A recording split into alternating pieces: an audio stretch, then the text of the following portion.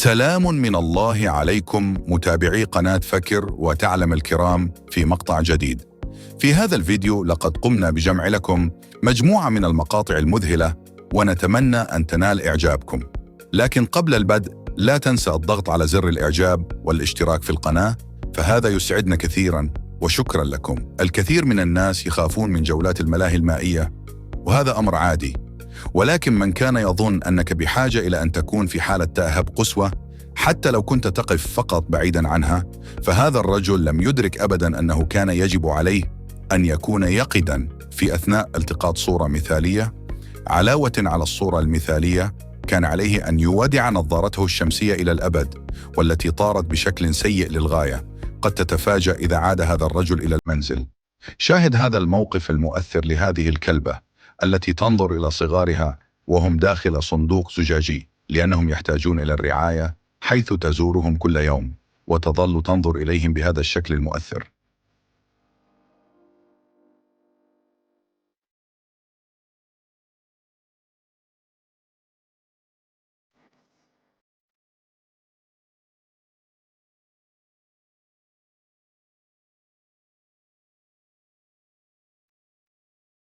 يبدو أن الرجل صاحب هذه الطلبية كسول للغاية، حيث استعمل طائرة الدرونز من أجل أن تحضر له القهوة من المطعم وتعود إليه من جديد، وهو جالس على سريره دون أن يتحرك من مكانه، فقط يقوم بتحريك الدرون عن بعد. أنا برأيي ليس هو كسول، وإنما هو مبتكر فعلا. ما رأيك أنت يا صديقي؟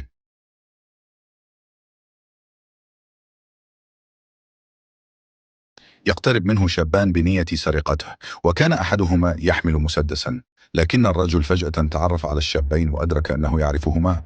قال لهما بصوت حازم: سأخبر والديكما بما فعلتما. كانت الصدمة والخوف واضحة في أعينهما، فهربا بسرعة. هذه دقيقة من أغرب التجارب المضحكة، أتمنى أن تنال إعجابكم.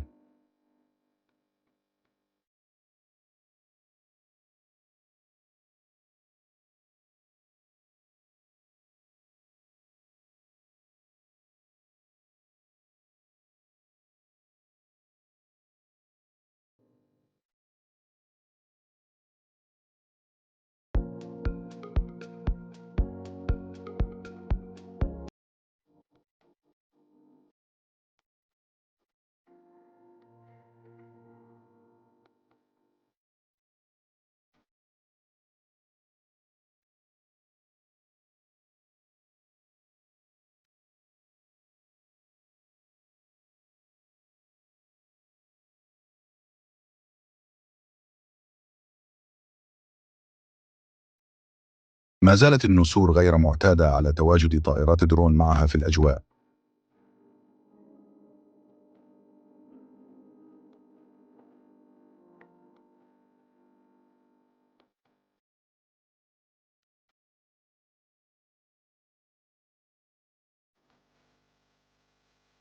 كيف يعقل هذا؟ كيف تحول لون المجلد هكذا؟ هذا غريب. إن كان لدى أحدكم تفسيرا لهذا الحادث الغريب فليخبرنا برأيه في قسم التعليقات أسفل الفيديو.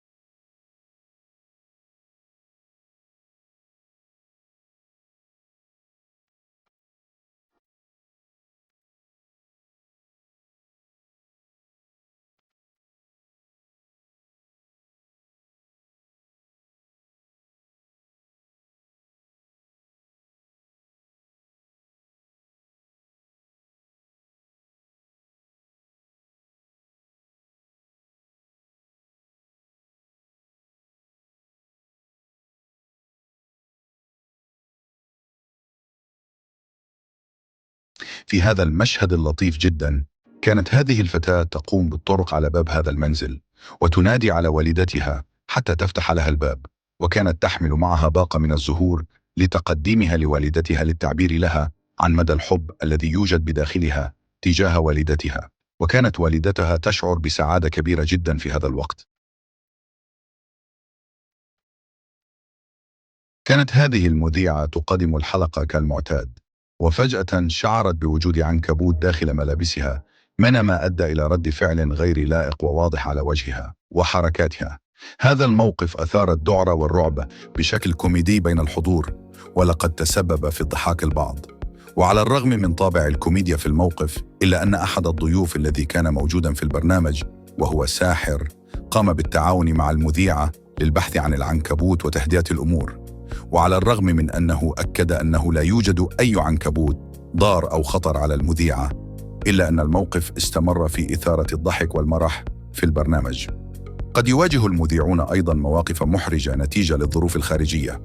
خرج هذا الدب من الغابة وتوجه إلى هذه السيارة، ثم قام بفتحها بكل احترافيه، وكأنه سبق له فعل ذلك في الكثير من المرات، ويحمل شيء من داخلها ويذهب بعيدا دون إغلاق الباب. شاهد ماذا حصل لهذه القطة.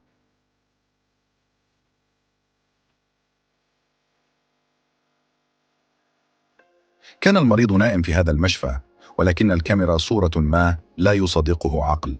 كان ذلك بالليل، حيث يظهر ما يشبه جسما خياليا ينخلع من جسم المريض وبشكل غريب ولا يصدق.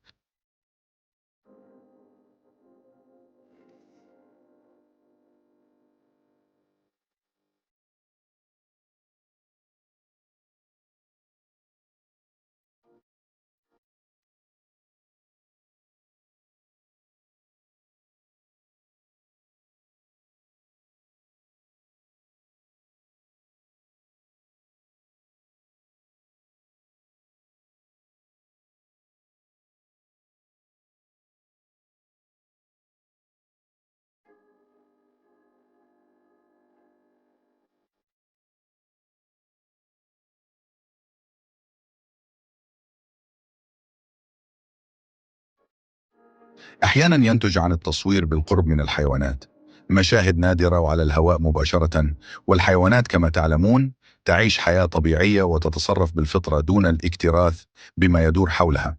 بذل الأمر كما لو أن قنبلة انفجرت بالمكان.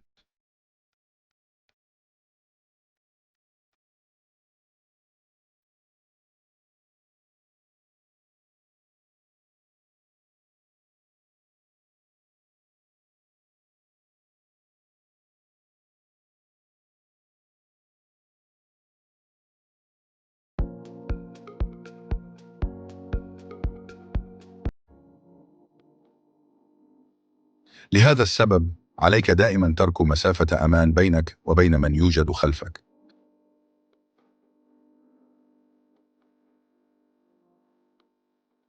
هجمت مجموعة من الكلاب هاتان السيدتان مع كلبهما، لكن لسوء الحظ التقت هذه الكلاب مع كلب لا يعرف الخوف، حيث قام بالتصدي لهم جميعا وأبعدهم عن الطريق.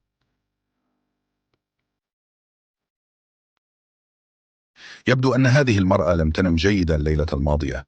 حقا الأشخاص الذين يعملون ليلا يفقدون تركيزهم، وتصبح تصرفاتهم غير مفهومة أحيانا.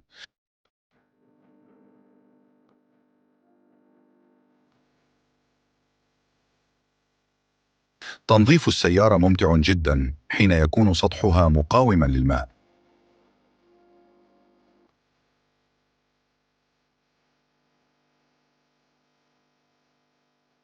ثم تصوير هذا المشهد على الكاميرات لهذه المرأة وهي تفقد الوعي ويغشى عليها، بينما قام الرجل الآخر بمساعدتها برفع الساق الخاصة بها حتى تتدفق الدماء إلى رأسها.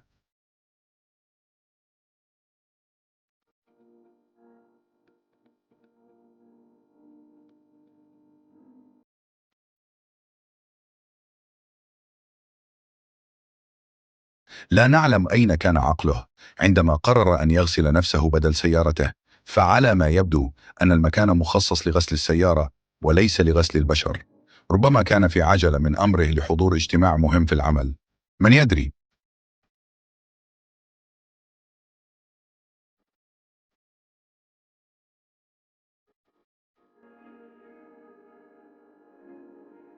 هل سبق لك رؤيا قطيعا بهذا العدد الهائل من الأغنام؟ إنه حقا مشهد استثنائي.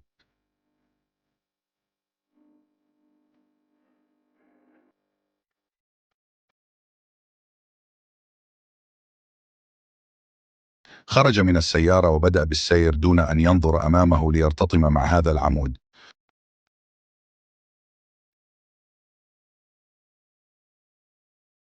فوجئ السكان بتحرك غطاء الصرف الصحي بهذا الشكل الغريب للغاية دون أي تفسير واضح.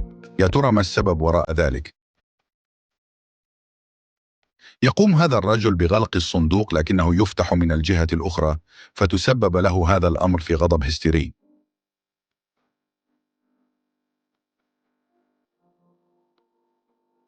حاولت نحلة مهاجمة هذا الشاب، لكنه حاول التصدي لها بحركات شبيهة بتلك التي يقوم بها نجوم الملاكمة.